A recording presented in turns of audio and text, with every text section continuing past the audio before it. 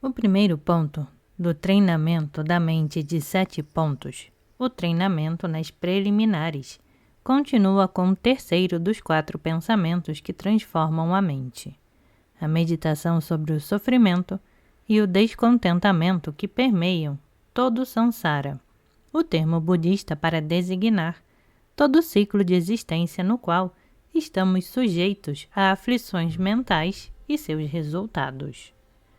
Quando Buda alcançou a iluminação, duvidou que alguém fosse acreditar no que havia descoberto sobre a natureza da realidade e sobre a capacidade humana para a liberdade e para o despertar espiritual.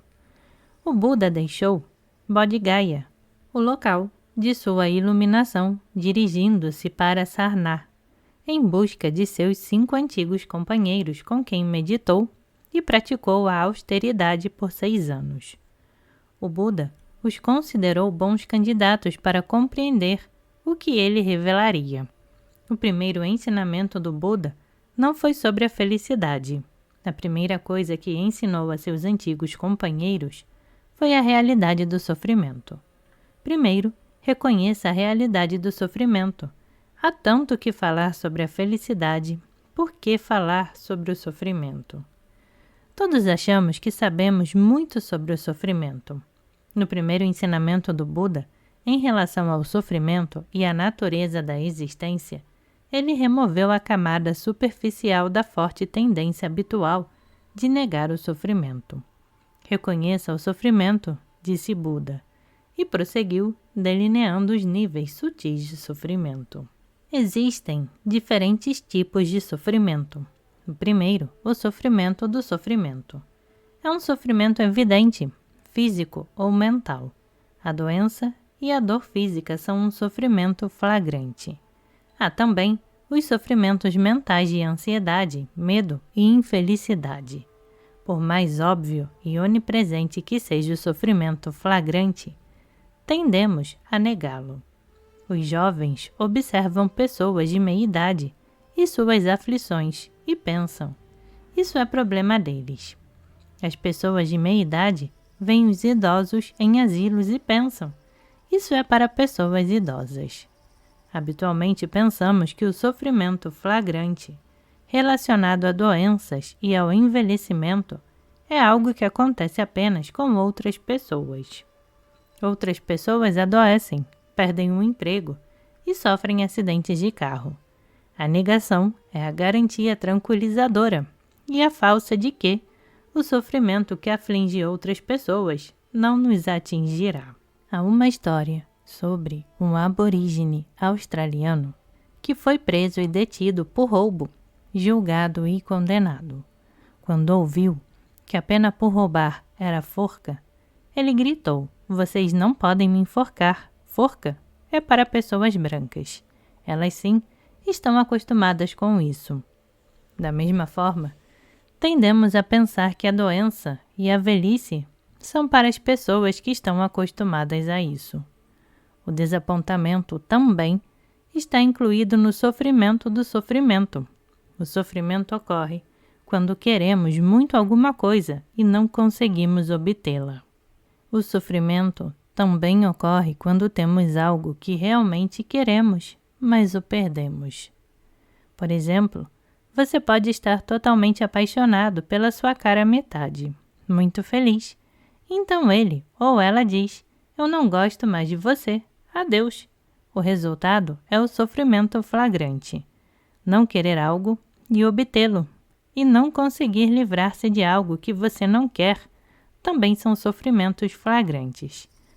O primeiro ensinamento do Buda, em Sarnath, dizia a respeito aos sofrimentos flagrantes da doença, da velhice, da morte e das muitas variedades de desapontamento, aos quais tendemos a pensar que somos magicamente imunes, mas o sofrimento flagrante é apenas a ponta do iceberg do sofrimento.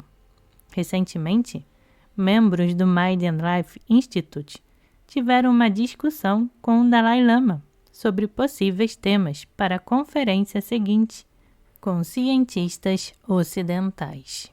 Um dos temas sugeridos para sua santidade foi comparar a visão ocidental e a visão budista do sofrimento. Parece interessante, não é?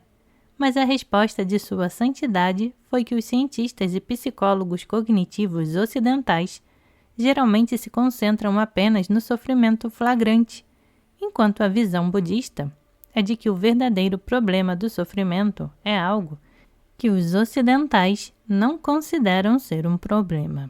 Por isso, descartou o tema. Existem 2 níveis mais profundos na taxonomia budista do sofrimento. O nível que vem após o sofrimento do sofrimento é o sofrimento da mudança.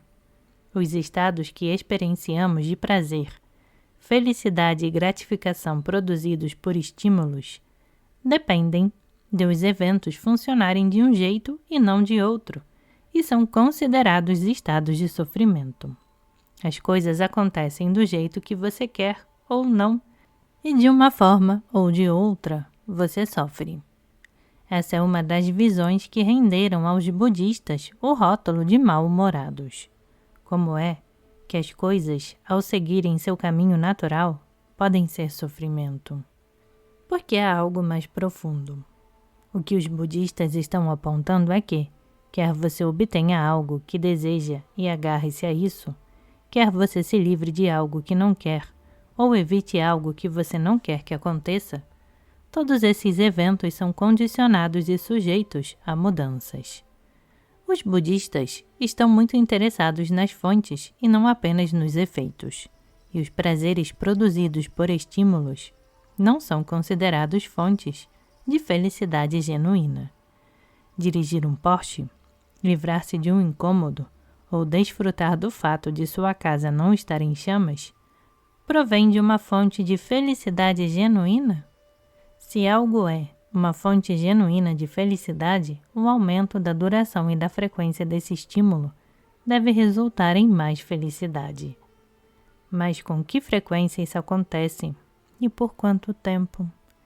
O ensinamento do Buda é investigar mais profundamente, muito além da lei dos rendimentos decrescentes, a verdadeira fonte de felicidade. A análise budista do prazer parece sombria. O Buda disse que, embora os prazeres dependentes de estímulos possam produzir um bem-estar relativo, eles não preenchem os requisitos para serem considerados fonte de felicidade genuína. Por exemplo, o monge tibetano Palden Gyatso passou 33 anos em um campo de concentração controlado pelos comunistas chineses. Ele passou fome e foi torturado durante anos. Imagine que todas as terças-feiras você é torturado, mas em uma determinada terça-feira, a pessoa que tortura você falta ao trabalho porque está doente. E então, você recebe uma mensagem na sua cela: não posso torturá-lo hoje porque não estou me sentindo bem. O que você sentiria? Felicidade? Em um campo de concentração, quando alguém lhe traz comida podre que caiu no chão, qual é a sua resposta? Felicidade. Comparativamente a não ter comida, você fica feliz. Mas de uma perspectiva fora do campo de concentração, parece que todos lá dentro estão sofrendo o tempo todo, inclusive na terça-feira em que o torturador faltou porque estava doente, porque, mesmo no dia em que não foi torturado, Palden Gyatso ainda passou fome. Mas dentro do campo de concentração, não havia dias bons e dias ruins. Conseguir um pouco de lixo para comer faz com que seja um bom dia. De fora do campo de concentração, poderíamos dizer que a perspectiva do prisioneiro é limitada. Nos ensinamentos budistas, do ponto de vista de um indivíduo que atingiu a realização da verdade absoluta, tudo o que experienciamos é sofrimento. Mas essa não é uma visão sombria. Se um prisioneiro em um campo de concentração achasse que todos no mundo também estavam presos em um campo de concentração, isso sim seria triste. Para o prisioneiro, acreditar que existem pessoas que têm o suficiente para comer e não são torturadas é um pensamento otimista e inspirador. O Buda ensinou que estamos sofrendo em uma espécie de campo de concentração cercado pelas nossas visões limitadas e aflições mentais. O Buda ensinou que, do ponto de vista de alguém que experienciou a verdade absoluta, nós estamos no oceano do Sansara e tudo o que experienciamos é insatisfatório. A posição budista é que o que consideramos prazer é meramente uma atenuação relativa da insatisfação. Não há nada de errado com a felicidade que vem do prazer dependente de estímulos, mas da perspectiva budista, esses estados de felicidade são meramente uma atenuação fugaz do sofrimento. Quando um estímulo agradável é removido, a mente retorna ao seu estado habitual, um estado aflito, um estado de sofrimento. A verdadeira fonte de sofrimento é mais profunda, encoberta por atenuações temporárias. Podemos testar a hipótese budista de uma forma simples.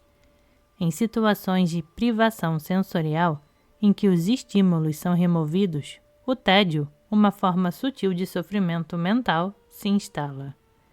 Sem nada para estimular a mente de maneira prazerosa, passamos do tédio para a solidão, o mal-estar e a infelicidade. Pascal afirmou que a principal aflição do homem moderno é a incapacidade de sentar-se calmamente em seus aposentos. Ficar sozinho por um período prolongado é um tipo de tortura chamada de prisão solitária. Em um tanque de privação sensorial, onde a estimulação vem exclusivamente de sua mente, ao longo do tempo, a mente se torna caótica e se esfacela.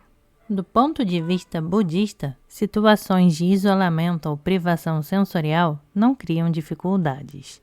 Em vez disso, essas situações revelam problemas que já estavam presentes. O que acontece quando estamos sozinhos ou em privação sensorial é o mesmo que está acontecendo o tempo todo, mas acaba sendo soterrado pelos estímulos. As circunstâncias não são a causa do sofrimento. A visão budista é a de que o sofrimento se deve a aflições mentais subjacentes.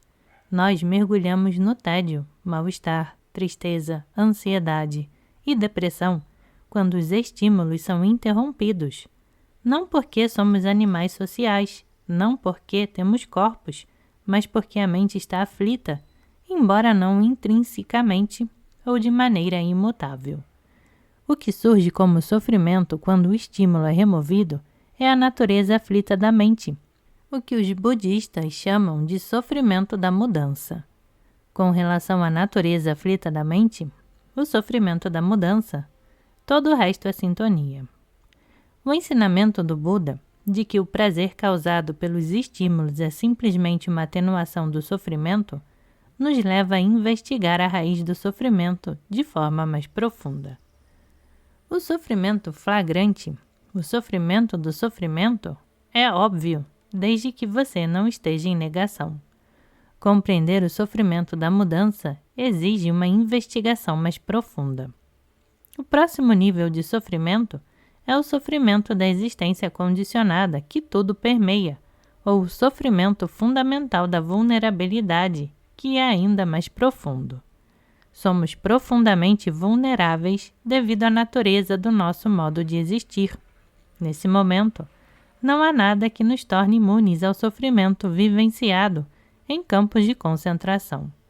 A camada de pele que separa o meio ambiente de nosso sistema nervoso tem micrômetros de espessura.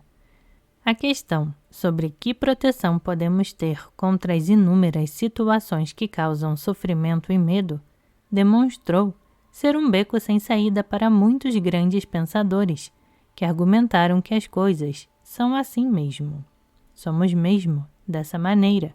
Seres humanos sofrem porque são humanos.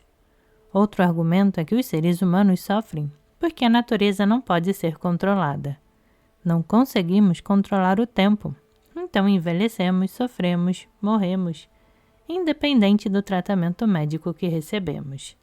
É assim que é. O sofrimento faz parte da realidade.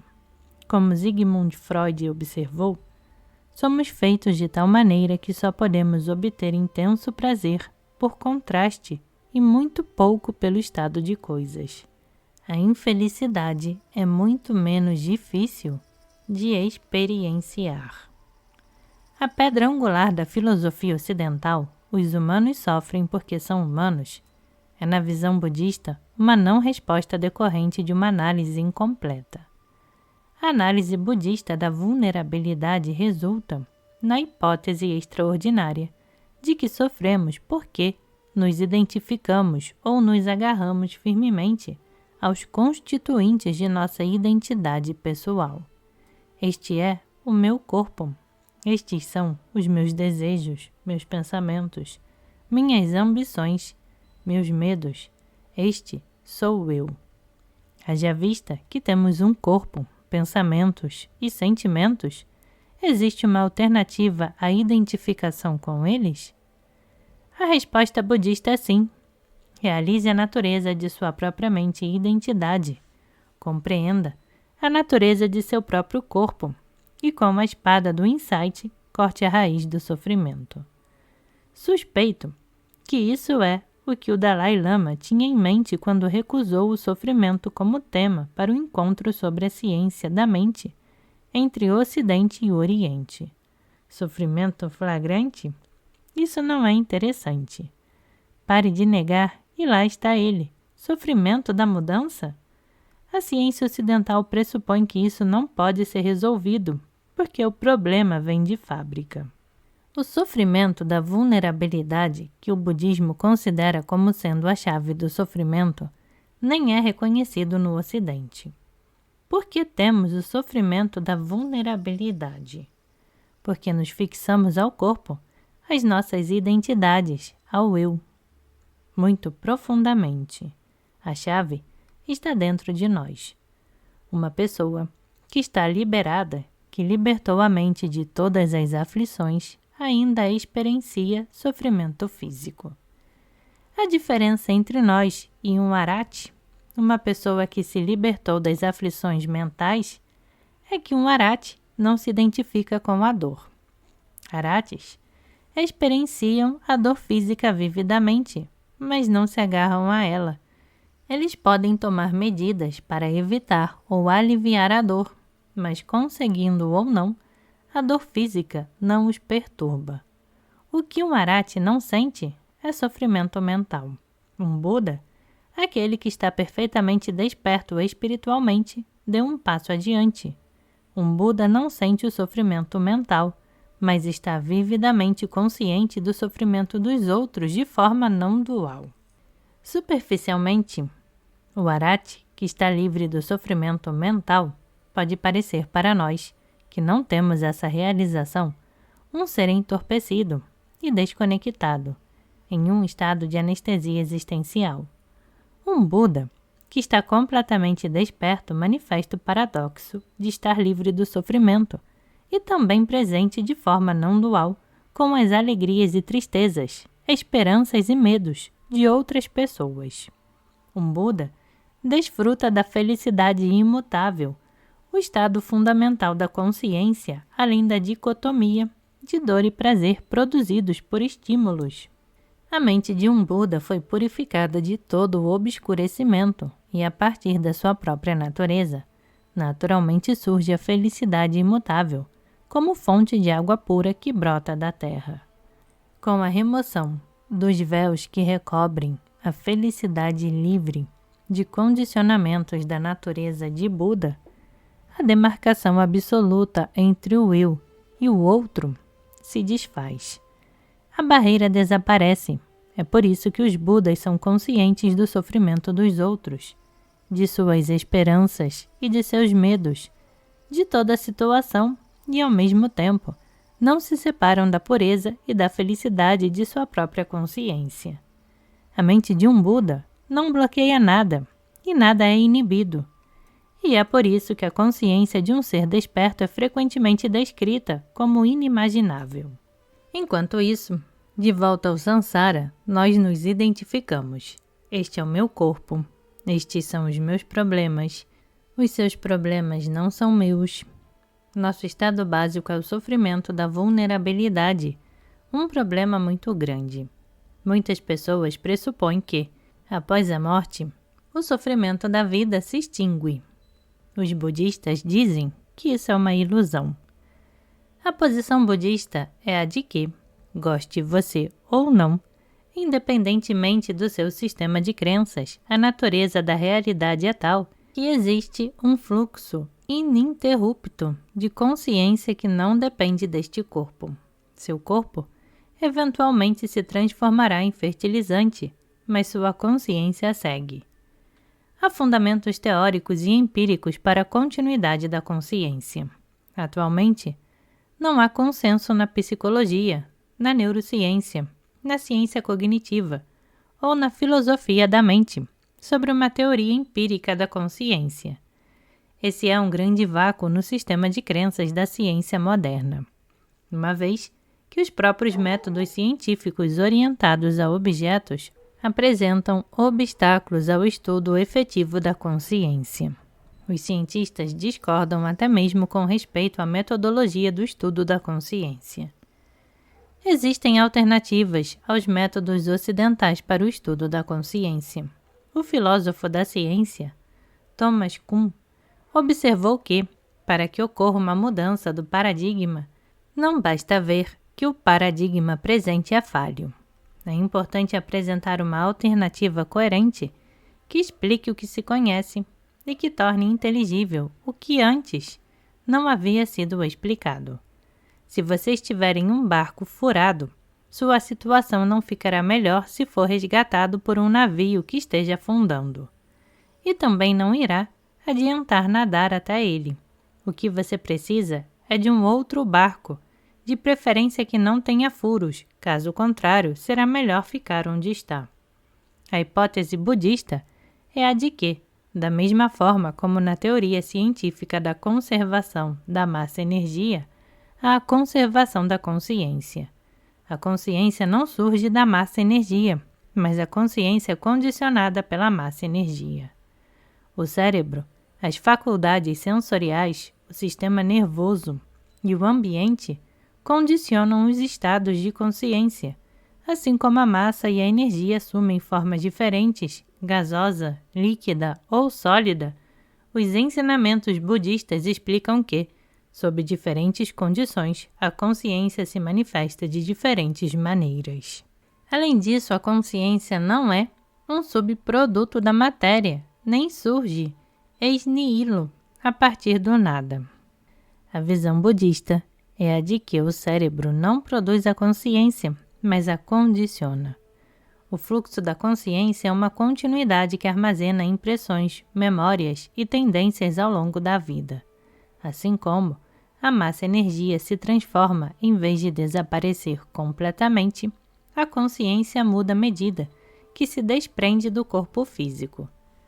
A teoria budista da origem da consciência é a de que a consciência surge da consciência. A hipótese budista é a de que a consciência de um indivíduo não surge das consciências de seus pais. Os pais têm seus próprios contínuos de consciência.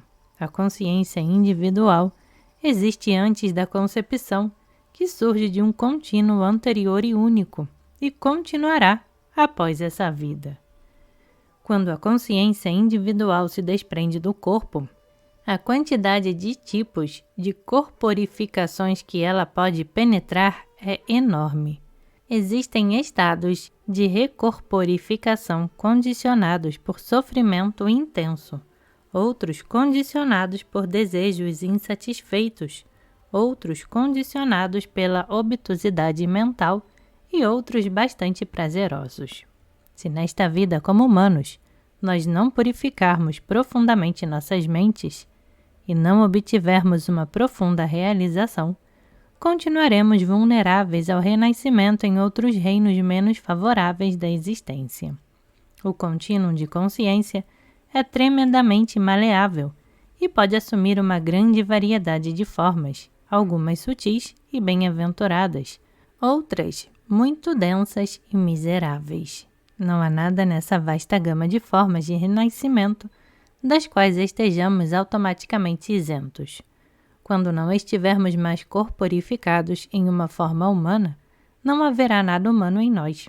De acordo com a teoria budista, a recorporificação é impulsionada pelo hábito da fixação. A noção lúcida, aqui apresentada, é não só a de que nossa mente está basicamente em um estado aflito, tornando-nos vulneráveis ao sofrimento, mas que também não se torna melhor por si só. Se continuarmos seguindo os padrões habituais, não há saída. Quando os budistas dizem que não há saída, eles se referem a isso. O samsara nunca se esgota. O ciclo da existência de renascimentos sucessivos é como uma bolinha em uma máquina de fliperama de movimento perpétuo. Apenas desejar, eu estou no samsara há incontáveis eões e já chega, não o libertará. O samsara tem seu próprio momentum, desde que seja alimentado pelos mesmos padrões habituais. A hipótese budista é a de que o samsara para somente quando tomamos medidas radicais e superamos os padrões habituais de delusão. A psicologia budista afirma que o sofrimento mental é produzido por uma das 3 aflições mentais principais. A principal aflição mental é a delusão. O termo budista delusão inclui o termo filosófico reificação e significa confundir o que não tem existência inerente como sendo concretamente real. A delusão resulta na fixação eu sou autônomo, eu sou separado, eu sou permanente. A delusão primária de considerar o eu como uma entidade inerente e autônoma é a fonte de todas as aflições mentais. A partir da delusão, a principal aflição surge a segunda aflição fundamental, o apego. O apego não é simplesmente desejo, mas implica superpor qualidades desejáveis sobre objetos e não enxergar qualidades indesejáveis. O resultado é o desejo. O apego é uma consciência distorcida, em que idealizamos um objeto se ao menos eu pudesse ir lá, ter aquele emprego, aquele cônjuge, aquele carro. Aí então eu seria feliz.